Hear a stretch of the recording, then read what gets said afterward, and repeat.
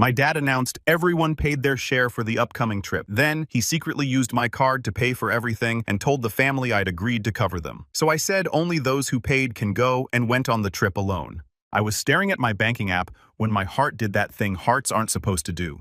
Stopped for 3 seconds, then lurched forward like it was trying to catch up on lost time. Balance $2,347. Yesterday it was $9,547. I refreshed the page 3 times like that would change anything. Nothing changed. Transaction from 10:42 a.m. Villa Paraso Resort and Spa Cancun, minus $7,200. My hands shook as I scrolled through the history. There was no warning, no confirmation code I'd entered, nothing. Someone had just taken my money, and within seconds, I knew exactly who. My phone buzzed. Dad, thanks for covering us. Knew we could count on you. See you Thursday at the gate. Followed by a beach emoji. I read that message 4 times. Each time it got more absurd. Thanks for covering us. Not can you cover us? Not sorry to ask. Just a statement. A thank you. A beach emoji. I sat down on the floor of my tiny studio apartment and laughed. Not because it was funny, but because if I didn't laugh, I'd scream. 3 years I'd been saving that money. Not for a vacation, not for a new phone. For a move, for a fresh start. $7,200. Gone. In one transaction, I didn't approve for a vacation I didn't even ask to go on.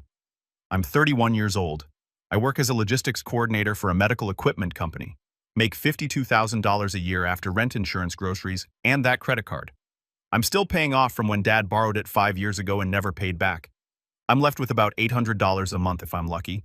I'd been saving $200 a month for 3 years. No vacations, no new clothes, no entertainment beyond a shared Netflix password. And Dad took it in 3 minutes. I looked at our family group chat. The last message was from him. Sent 8 days ago. Dad family meeting Sunday. Important. Everyone needs to be there. I showed up because I always show up. We sat in their living room. Dad stood by the fireplace like he was about to announce something monumental. Mom sat on the couch with a notepad. Kay and her husband Devin took the beanbag chair. My younger brother Ethan stood by the window with his phone. All right, Dad started. Your mother and I have been talking. We've decided we need a family vacation. A real one. Something special. Mom nodded. Cancun, 5 days 4 nights, all inclusive. That sounds expensive, I said. Dad held up a hand. Here's the thing. This time it's different. We're not footing the bill like usual. Everyone pays their share. I blinked. What? You heard me. Everyone pays their share. Time to grow up, right? We're all adults here. Kay leaned forward. How much are we talking? $850 per person, Mom said. Plus flights. $850. With flights around $1,200 total. $1,200 I didn't have. I don't know. I started. That's a lot of money for me right now. Dad exhaled through his nose. Always an excuse, Cam. Always something. It's not an excuse, it's a budget. You spend money on your apartment, your life. Why can't you spend some on family? Kay jumped in. Hey, maybe we could help him out. No, Dad said sharply. No handouts this time. If Kem wants to come, he pays like everyone else.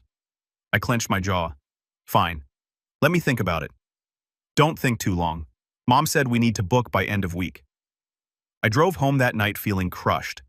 Not because I didn't want to go, but because I knew what this was a test and I was going to fail it, like always. For the next week, they didn't let up. Mom, Cameron, the resort is filling up. I need your answer. Kay, come on, it'll be fun. Ethan, if you don't go, Mom's going to be upset. Even my Uncle Ray texted, don't make your old man look bad, kid. Wednesday evening, Dad called. Cam, we need your answer. I'm still thinking about it. What's there to think about? It's yes or no. Dad, it's a lot of money. I can't just pull $1,000 out of thin air. He laughed. That familiar sharp sound. You're always so dramatic. You have a job, you have a salary. Stop acting like you're on the edge. I'm not acting. I have bills. Everyone has bills. Cam. The difference is some people make it work and some people make excuses. I closed my eyes, counted to 5. I'll let you know tomorrow. Tomorrow's the last day. After that, we're booking without you. He hung up. I sat in my apartment staring at the ceiling. Calculator. App open. If I went, I'd be left with about $1,000 in savings. 1 month of bad luck and I'd be at 0. But if I didn't go, they'd never let me forget it. It wasn't a choice. It was a trap. And the next morning, I did what I always did. I texted the group chat, "All right, I'm in." Mom sent 7 heart emojis. Kay replied, "Why SS Dad just gave a thumbs up." And I sat there looking at my balance, feeling my future get smaller. 2 hours later, Dad posted in the group chat, "Dad, all right, booking now. Everyone send passport info and payment details by 6 p.m. I didn't think much of it. Assumed he was collecting info for a group booking. I sent my passport details. Then hesitated on the payment part. Me. How much do I need to send and where? Dad, don't worry about it right now. I'll handle it. Just send your info. That was weird. But everything about this vacation was weird. I sent my debit card number, expiration CV, everything he asked for, then went to work feeling vaguely sick but telling myself it would be fine. I got home at 6:15 p.m., dropped my keys on the counter, reheated leftover Chinese, sat on my couch, and opened my phone to mindlessly scroll. That's when I saw the notification from my bank. Large transaction detected. Tap for details. And there I was sitting on the floor staring at $7,200 missing dollars. Staring at Dad's message. "Thanks for covering us." My brain tried to process it, tried to make sense. Then another message came through. "Kay, Dad, are you sure this is right? You only charged me $850. Dad? Yeah, that's correct. Cam covered some extras. Don't worry about it. Ethan, wait. How much did he pay, Dad? Not your business. He's an adult. He chose to help out. Chose? I chose. My hands shook as I typed. Me. Dad. What did you do? You just pulled $7,200 from my account. 3 dots appeared, disappeared, appeared again. Dad, relax. You said you were in. I booked everything together for the group rate. You covered me, Mom, and your share. Extra amenities, too. Don't be dramatic. Me, I didn't agree to cover you, Mom. And extra amenities. You said everyone pays their share. Dad and you paid yours plus a little extra. Consider it payback for all the years we raised you. Time to give back, right? I stared at those words until they blurred. Time to give back. 31 years alive and I still owed them. Owed them for being born, for being fed for them. Doing the bare minimum parents are supposed to do. My hands stopped shaking. They went still, dead still. I opened my banking app, found the customer service number, and dialed. Thank you for calling First National. This is Brenda. How can I help you today? Hi, Brenda. I need to dispute a transaction. Someone used my card without permission. Okay, sir, I can help you with that. Can I get your name and account number? I gave her the information. She verified it. Which transaction are we concerned about? Villa Parasso Resort. $7,200 made today at 10:42 a.m. I did not authorize this charge. I see. And do you still have possession of your card? Yes. And did you give anyone access to your card information? I paused. Technically I had, but not for this. Someone asked for my card details for a different purpose. They used it without my consent for this amount. I understand. I'm going to put a hold on that transaction right now and start a dispute process. This should freeze the payment within 24 hours. How long until it's completely canceled? If the merchant hasn't processed it yet, it could be as fast as tomorrow. If they have, it might take up to 10 days for the full reversal. Do it. Cancel everything. You got it. Mr. Right Tight. You should see movement on your account by tomorrow morning. Thank you, Brenda. You're welcome. Have a good evening. I hung up, sat there on my floor, and for the first time in years, I smiled. Not a polite smile. Not a keep the peace smile. A real one. The kind that comes when you finally stop bending. My phone started buzzing within minutes. Mom calling. I declined. Dad calling. Declined. Kay texting. Cam, what's going on? Dad's freaking out. I turned my phone off. Microwaved my Chinese food. Ate it slowly and went to bed early because tomorrow was going to be a very interesting day. I woke up to 47 missed calls, 18 from Dad, 12 from Mom, 9 from Kay, 6 from Ethan, 2 from Devin, who I'm pretty sure had never called me in his life. My phone had been on silent all night while I slept better than I had in months. I made coffee, the cheap kind that tastes like regret but has caffeine. Then I turned my phone back on. It exploded. Dad sent at 11:47 p.m. Call me now. Dad, 12:03 a.m. You're going to ruin this for everyone. Dad, 12:15 a.m. Answer your phone. Mom, 12:08 a.m. The resort called. There's a problem with payment. Can you fix this? Mom, 12:23 a.m. Cameron Michael, right? You need to respond. Full government name. That's when you know a parent has gone nuclear. K. 12:19 a.m. Kim, seriously. What's going on? Ethan, 12. Oh, 2 a.m. Your mom's crying. Even Uncle Ray, your dad, called me. Said you're backing out. That's pretty selfish, kid. I set my phone down. Took another sip of coffee. Selfish. That word kept showing up like I was the villain for not wanting someone to steal $7,000. I opened the group chat. Dad Cameron canceled the resort payment. Everything's on hold now. Kay, he didn't tell anyone he was going to do this. Dad, because he's being petty and dramatic like always.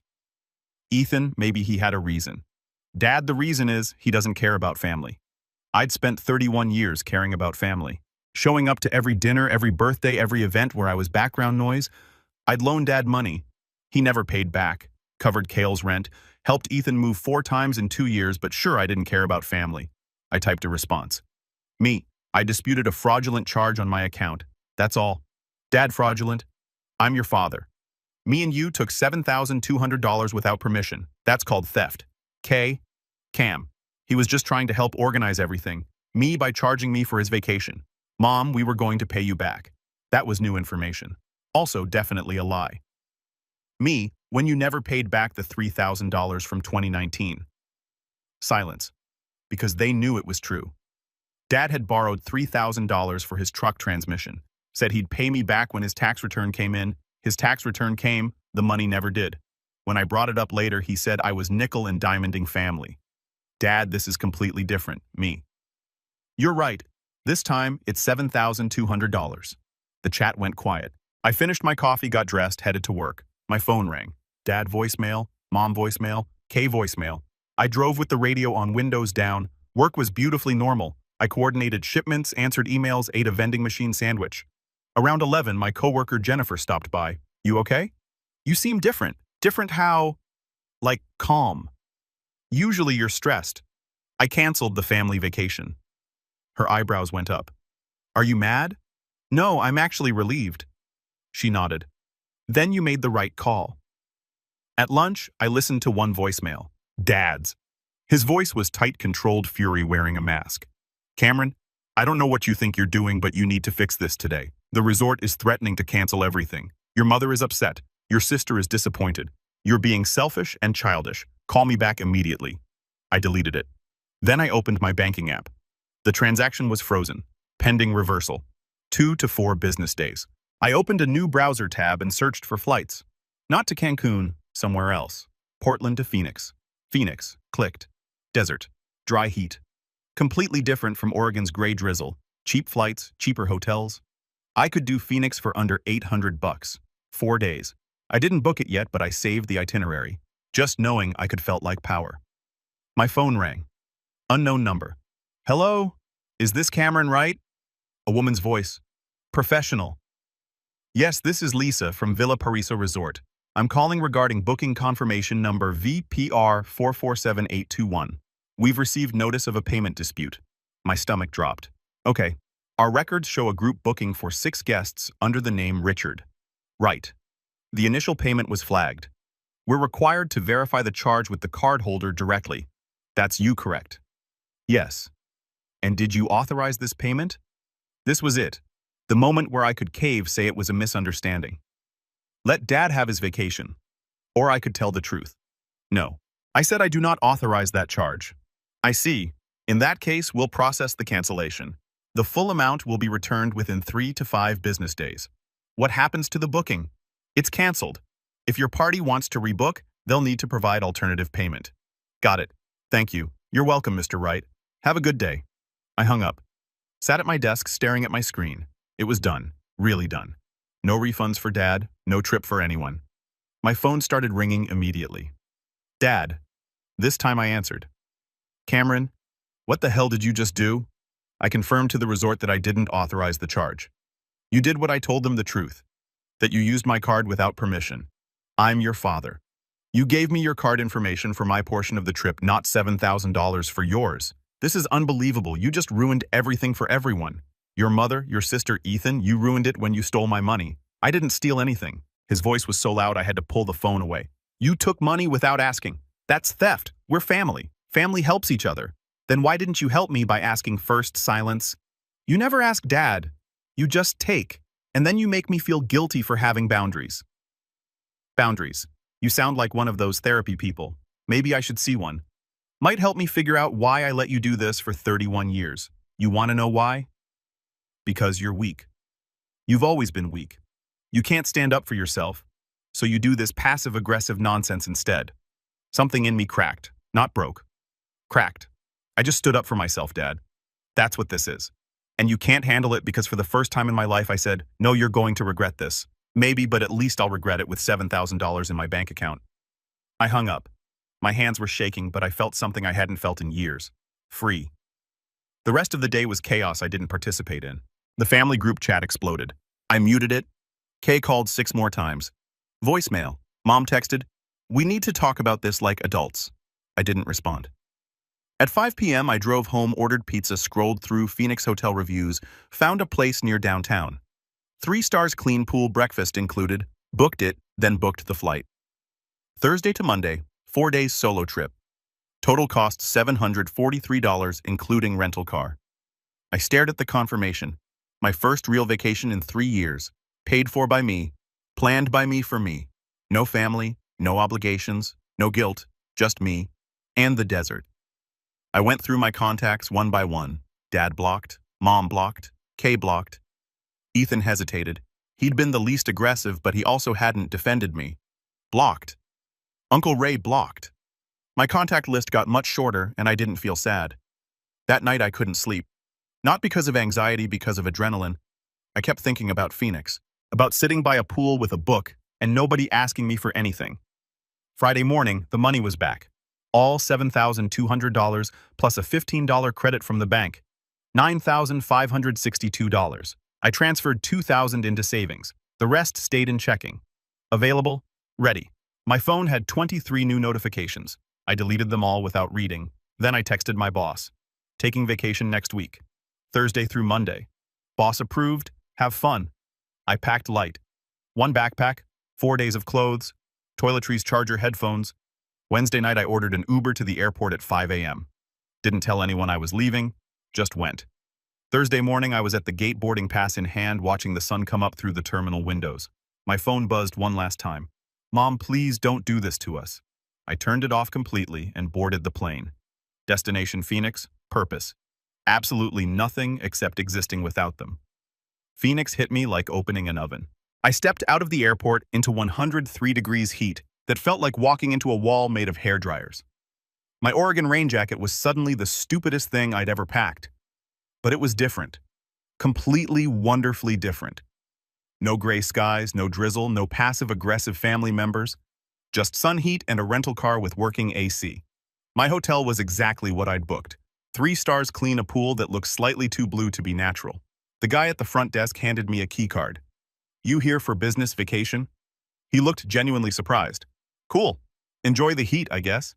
Room 304 was small beige. Had that universal hotel smell of clean, but never quite clean. It was perfect. I dropped my bag, sat on the bed, pulled out my phone, still off. Part of me wanted to check, see how many messages had piled up, see if anyone had said anything that would make me feel guilty enough to respond. But I knew exactly what I'd find. More anger, more manipulation, more demands that I fix what I'd ruined. I left it off, took a shower, changed into shorts, grabbed my sunglasses, and headed to the pool. It was empty except for one older couple reading books and a kid doing cannonballs while his mom scrolled through her phone. I picked a lounge chair in the sun, laid down, closed my eyes, and for the first time in months, maybe years, I felt my shoulders relax. No one needed anything from me. No one was texting, asking for favors. No one was mad at me for having boundaries. I was just a guy at a pool in Phoenix on a Thursday afternoon. Anonymous, free, invisible in the best way. I must have dozed off because when I opened my eyes, the sun had moved and my skin felt warm. I went back to my room, ordered pizza from a local place, ate it, watching a documentary about octopuses. My phone sat on the nightstand, still off, still silent, and I realized I wasn't anxious about it. I was relieved. That night, I slept without setting an alarm. Woke up at 7:15. Went downstairs for the free breakfast. Continental, nothing fancy. Bagels, cereal, watery orange juice, coffee that tasted like it had been brewed in a machine that hadn't been cleaned since 2008. But it was free and I was alone and no one was asking me for anything. I took my coffee outside and sat by the pool. That's when the memories started, the kind that creep up when you're finally still enough to notice them. I was 16 when Dad first asked to borrow money. Just 60 bucks to cover gas until payday. He'd had a rough week. Could I help out? I had $87 saved from mowing lawns that summer, money I'd been saving for a used Xbox. I gave him 60. He said he'd pay me back Friday. Friday came and went. When I asked about it 2 weeks later, he looked at me like I'd insulted him. You're really going to nickel and dime your own father after everything we do for you? I was 16. I didn't know that was manipulation. I just knew I felt bad for asking, so I stopped asking and he kept borrowing. By the time I was 18, he owed me close to $900. I never saw a cent. Then there was Kay. She was 23, fresh out of college, barely making rent. Called me crying because she was 2 months behind and about to get evicted. Could I help? Just this once. She'd pay me back as soon as she got her tax return. I sent her $1,200. Everything I had saved that wasn't earmarked for tuition. Her tax return came. She bought a new laptop and went to Coachella. When I asked about the money, she said she'd forgotten. 3 years later, still nothing. Then there was Ethan, 26 years old. Worked part-time at a vape shop. Got evicted again. Third time in 2 years. Could he crash at my place? Just for a few weeks. Those few weeks turned into 4 months. He didn't pay rent, didn't buy groceries, left dishes everywhere. When I finally told him he needed to leave, he called me selfish. Said I clearly didn't understand what family meant. He moved back in with Mom and Dad, told everyone I'd kicked him out for no reason. They believed him. I sat by the pool in Phoenix, drinking bad coffee, remembering all of it. Every time I'd said yes when I wanted to say no. Every time I'd swallowed my boundaries to keep the peace. Every time I'd let them treat me like an ATM instead of a person. And I realized something that should have been obvious years ago. They didn't love me. Not really. They loved what I could do for them. But the actual me, the person who had feelings and needs and limits, they didn't care about that guy. That guy was inconvenient.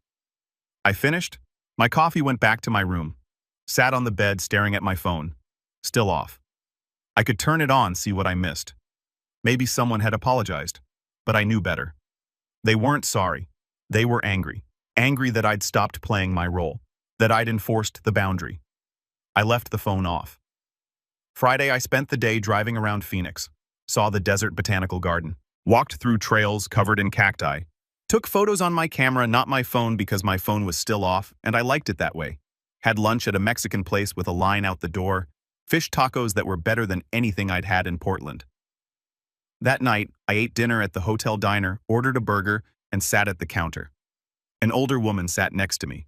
Maybe 60? You here alone? She asked. Yeah. Business or pleasure? Please. Solo trip. She smiled. Good for you. Most people are too scared to travel alone. You travel alone all the time. Husband died 6 years ago. Spent the first year waiting for someone to come with me. Then I realized I was wasting time waiting for permission I didn't need. She paid her check and left. I sat there thinking about that. Permission I didn't need. How much of my life had I spent waiting for permission? Permission to be upset. Permission to say no. Permission to prioritize myself. And who was I waiting to give it to me? People who had proven they didn't care. I went back to my room, pulled out my phone, still off, and for the first time, I thought about what would happen when I turned it back on. What would I say? What would they say? Would anything actually change? I didn't have answers, but I knew one thing. I wasn't going to apologize. Saturday morning, I turned my phone on just for a minute just to see. It took 30 seconds to load all the notifications. 73 text messages, 21 missed calls, 14 voicemails. I didn't read any of them, just looked at the numbers. 73 messages in 2 days. Not one of them was an apology. I scrolled through the preview texts without opening them. Dad, you're making a huge mistake. Mom, this is breaking my heart. Kay, everyone's talking about you. Ethan, Dad's really pissed. Uncle Ray, you need to make this right. My Aunt Linda, your father is very hurt. Family forgives. Even my grandmother very disappointed in you, Cameron.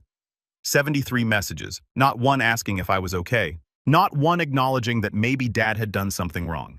Just anger, disappointment, demands that I fix it. I turned the phone back off, took a long shower, got dressed, went back to the pool. I spent the rest of Saturday reading some thriller about a guy who faked his death to escape his family. Felt appropriate. That night, I thought about Dad's last words on our call. You're weak. You've always been weak. For 31 years, I believed that.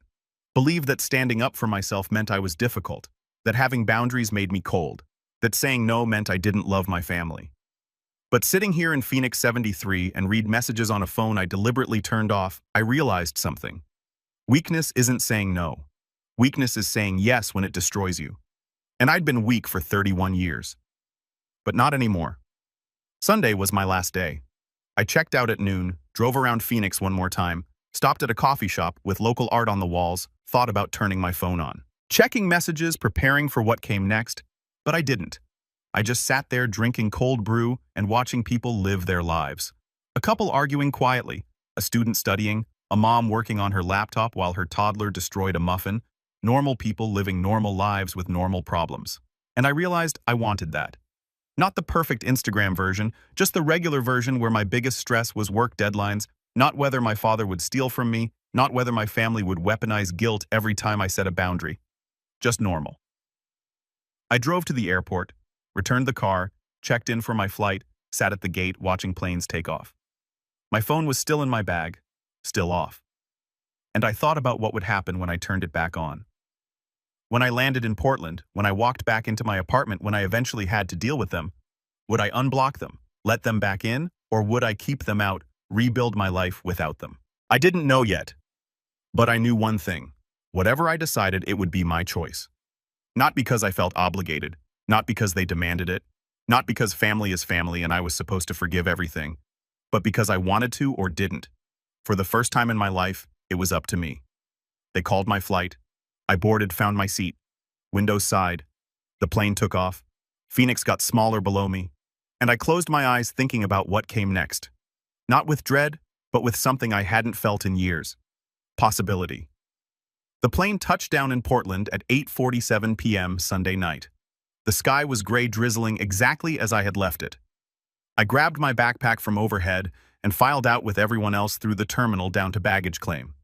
Even though I didn't have checked bags, just needed to walk to delay because I knew what was waiting for me when I turned my phone back on. I sat on a bench near the exit, pulled out my phone, stared at the black screen. 4 days. 4 days of silence, of peace, of being nobody to anyone. And now I had to go back to being Cameron, the son, the brother, the ATM. Or did I? I pressed the power button. The phone took 30 seconds to boot up.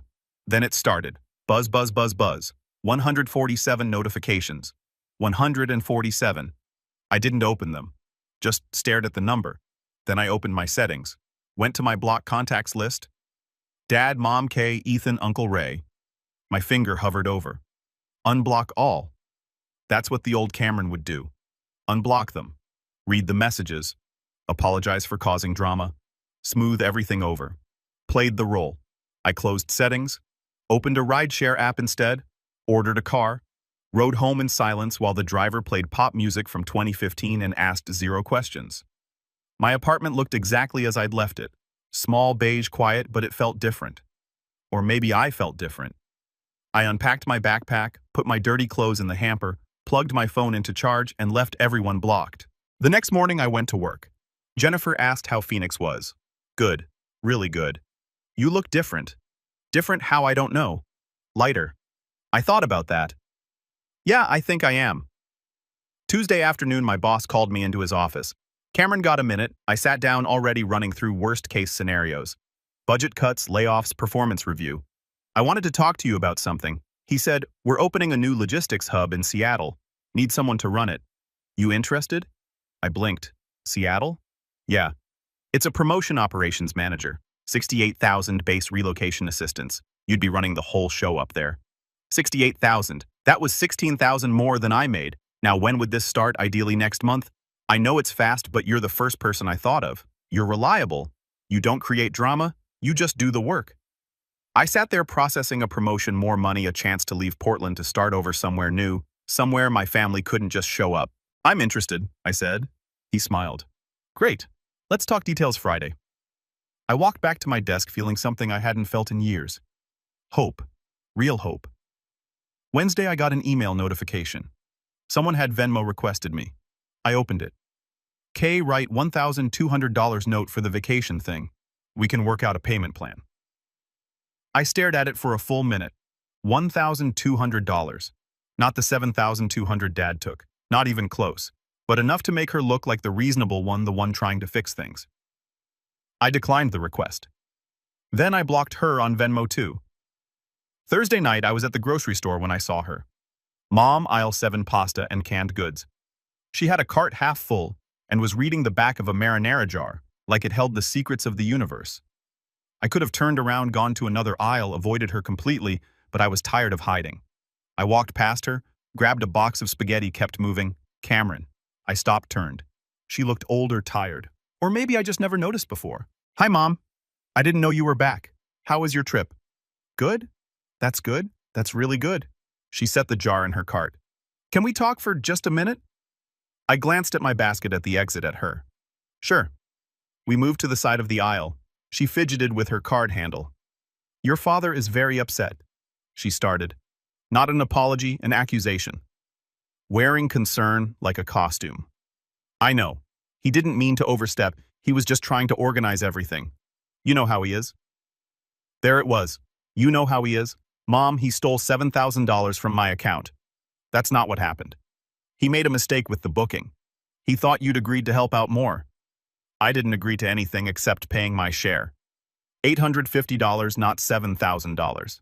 She looked down. Money isn't more important than family. Cameron, you're right. Which is why he shouldn't have stolen mine. Don't use that word. He's your father, and theft is theft.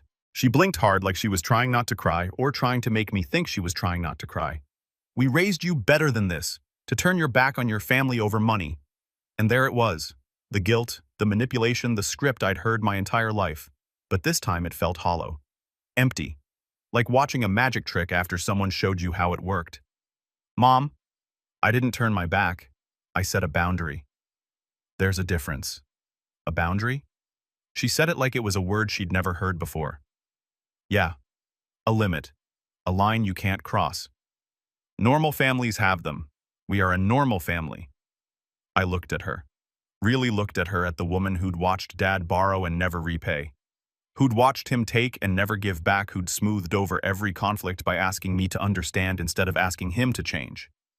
No, I said quietly. We're not. Her face hardened. You've changed ever since you moved out. Ever since you got this job and this apartment and started thinking you're better than us. I don't think I'm better than you. I just don't think I owe you everything anymore after everything we've done for you. You raised me. That's what parents do. It's not a debt I have to spend my life repaying. She stared at me, then grabbed her cart. Your father was right about you. You've become selfish. She walked away, didn't look back. I stood there in aisle 7 holding a box of spaghetti, watching her go, and I felt nothing. No guilt, no anger, no desperate need to chase after her and fix it. Just nothing. I finished my shopping, drove home, made dinner, and slept better than I had in weeks. 3 months later, I was living in Seattle. A 1-bedroom apartment in Capitol Hill, twice the size of my Portland Place hardwood floors, a balcony with a view of the city, a kitchen where I could cook actual meals. I'd made friends, real ones, people who didn't need anything from me except showing up as myself. My new job was challenging, but good. I was building something, leading a team, making decisions that mattered. And I hadn't spoken to my family since that grocery store conversation. They tried for a while. Text messages from unknown numbers, emails, even a voicemail from Ethan asking if we could just talk like adults. I didn't respond to any of it. Eventually, they stopped trying. One Saturday afternoon, I was at a coffee shop near my apartment working on my laptop, planning schedules for the next quarter. My phone buzzed. An email notification from Dad. Subject line: I'm sorry. I stared at it for a long moment, then deleted it without reading. Not because I was angry, not because I wanted to punish him, but because I knew what it would say. The same thing it always said when they needed something from me and realized anger wasn't working anymore. I'm sorry, but you overreacted. I'm sorry, but you made things worse. I'm sorry, but you owe us another chance. An apology that wasn't really an apology, just another manipulation, wearing different clothes. I closed my email, finished my coffee, and went home to my apartment, my space, my life. The one I'd built without them, the one I'd paid for myself. The one where boundaries weren't suggestions and no wasn't a negotiation. That night, I stood on my balcony looking out at Seattle. The city lights, the Space Needle in the distance, the sound of traffic and people and life happening all around me. And I thought about that family vacation they'd wanted so badly. The one in Cancun they never got to take because I'd said no. They'd wanted me to fund their paradise. But I'd found mine instead. Different paradise, different rules, different people. And it cost exactly what I'd been willing to pay. Nothing more, nothing less.